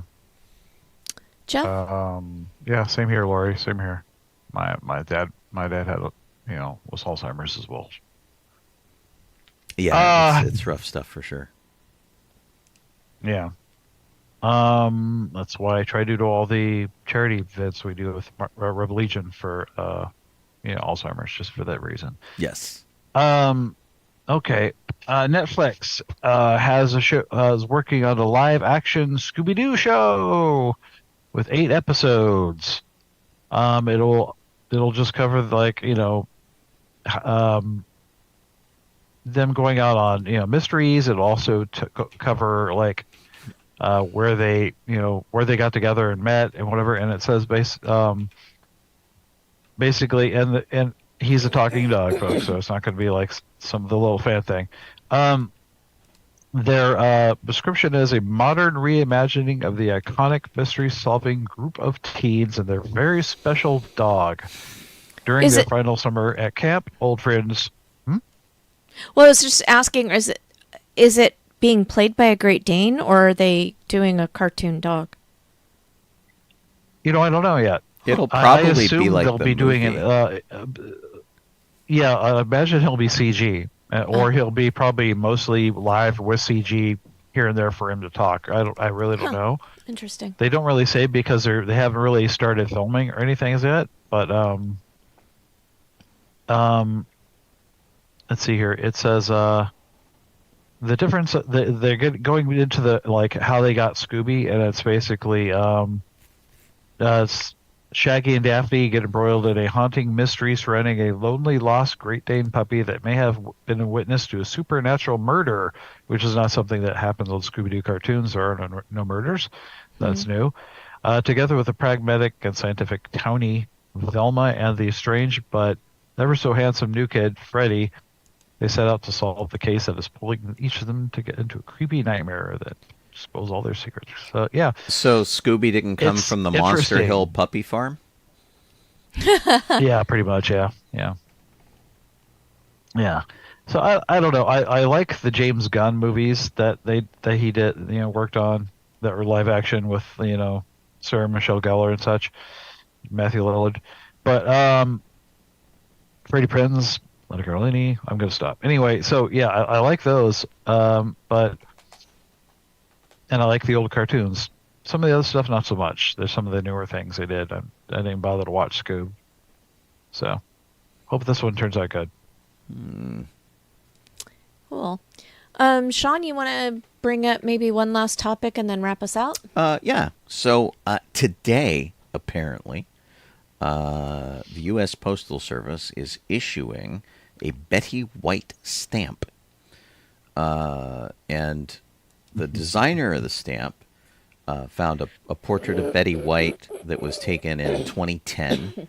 Shows her like going into the latter part of her career, and the designer says that like the poster was great. He used it as reference to kind of put his own mark on it, and he says he changed the color of the dress from red to purple as a protest that Betty White frequently did.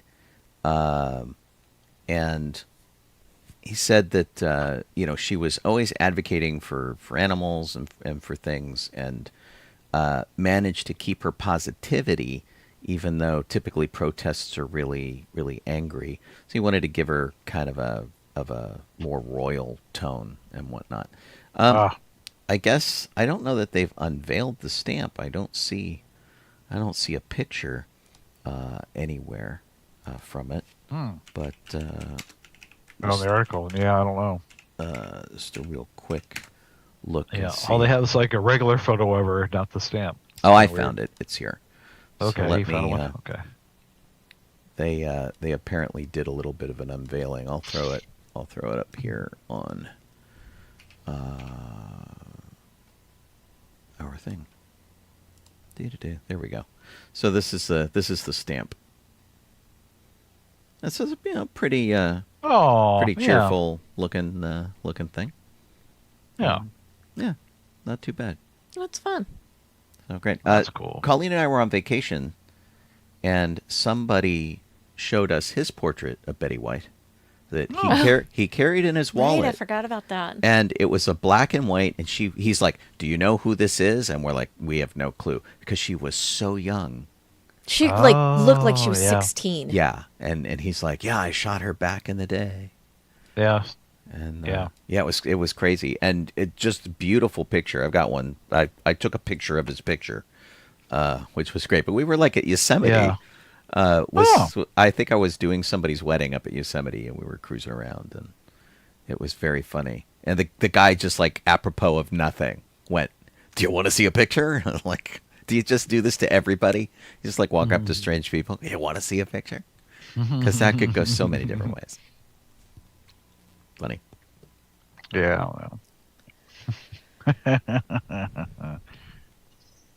You gonna wrap us out, Sean? Sure. Yeah. I didn't know if you guys were gonna do any more or whatever. That was what I said was take Sorry. the last like topic and wrap 2 us minutes out. or 1 minute. All right, no worries. So you've been listening, sci-fi.radio, sci-fi for your Wi-Fi. Thank you for doing such over there. I'm the morning guy here on the station, and so I will be here tomorrow, wrapping out the week at 9 a.m. Pacific, 12 p.m. Eastern Time, and we'll do all that. And then Jeff and I are going to WonderCon. Woo! We'll see how that goes. And give you a report next Thursday. I will not be on the air next week because I am going off to work on a project somewhere. It'll take me out for a week. Gene Turnbow will fill in my stead, and I may pre-record a show here or there. And so we'll have to see. Colleen will not be on the show next week, right? Because you're traveling? Right. Wow. So no Colleen. It'll be a dude show next Thursday. Just Jeff and I. And beyond that, if you're watching us on YouTube or on Facebook or Twitch, thank you so much.